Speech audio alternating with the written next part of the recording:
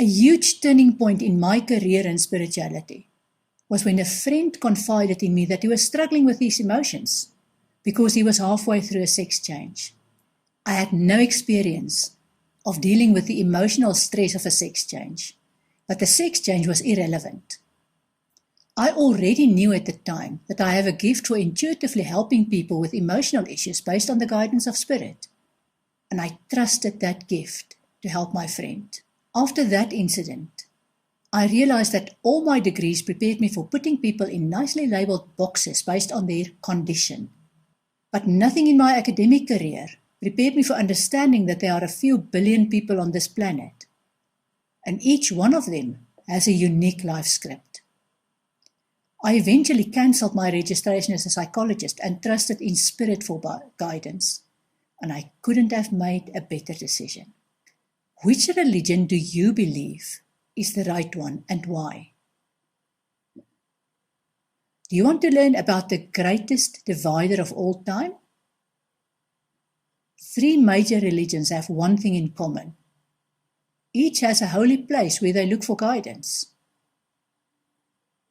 Roman Catholicism looks to the Vatican as the holy city.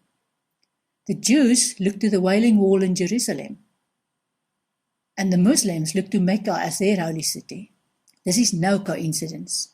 The Vatican and Roman Catholicism were created to block the gospel, slaughter the believers in Christ, establish religions, and create wars. The Vatican desperately wanted Jerusalem because of its religious significance, but was blocked by the Jews. Christianity was growing, and the Roman Catholics needed a means of hindering the growth.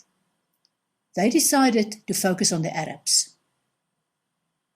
A former Jesuit priest, Dr. Alberto Rivera, told the story of how Islam was created as part of a callous political move from the Vatican. Apparently, Dr. Rivera received the information as part of his induction as a Jesuit priest in the Vatican. I'll give you the short version here. At the end of the 3rd century, the Roman Catholics desperately wanted Jerusalem for themselves. What was needed for this was to establish a new religion.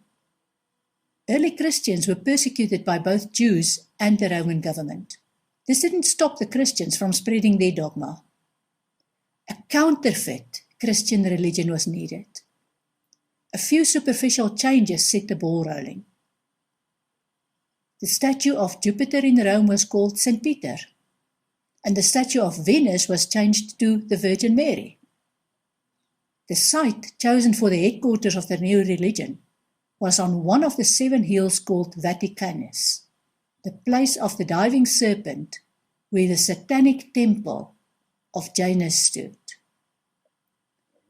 The Vatican wanted to create a Messiah for the Arabs, someone they could raise up as a great leader, a man with charisma whom they could train and eventually united all the non-Catholic Arabs behind them, creating a mighty army that would ultimately capture Jerusalem for the Pope. This is where Muhammad came into the picture. St. Augustine had monasteries that had the purpose of destroying Bible manuscripts owned by the Christians. Muhammad received thorough training in the works of St. Augustine.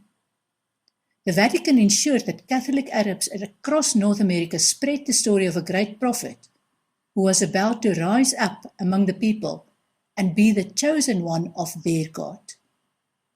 While Muhammad was being prepared for his future role, he was told that his enemies were the Jews and that the only true Christians were Roman Catholic. He was taught that others calling themselves Christians were wicked impostors that needed to be destroyed. Muhammad began receiving divine revelations, and these formed the basis of the Quran. Apparently, not all of Muhammad's writings were published.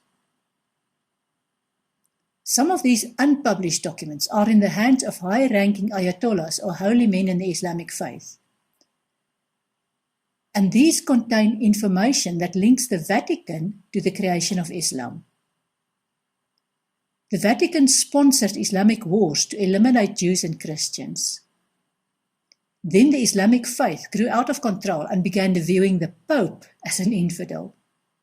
This couldn't be tolerated by the Roman Catholics, And the Vatican was also losing control over their prize, namely Jerusalem. More wars called crusades were created to get the followers of Islam under control, and these crusades lasted for centuries. Eventually, the Muslims and Roman Catholics agreed to block and destroy the efforts of their common enemy, namely Bible-believing Christian missionaries. The Vatican also engineered a campaign of hatred between the Muslim Arabs and the Jews. Before this, these two groups had coexisted peacefully.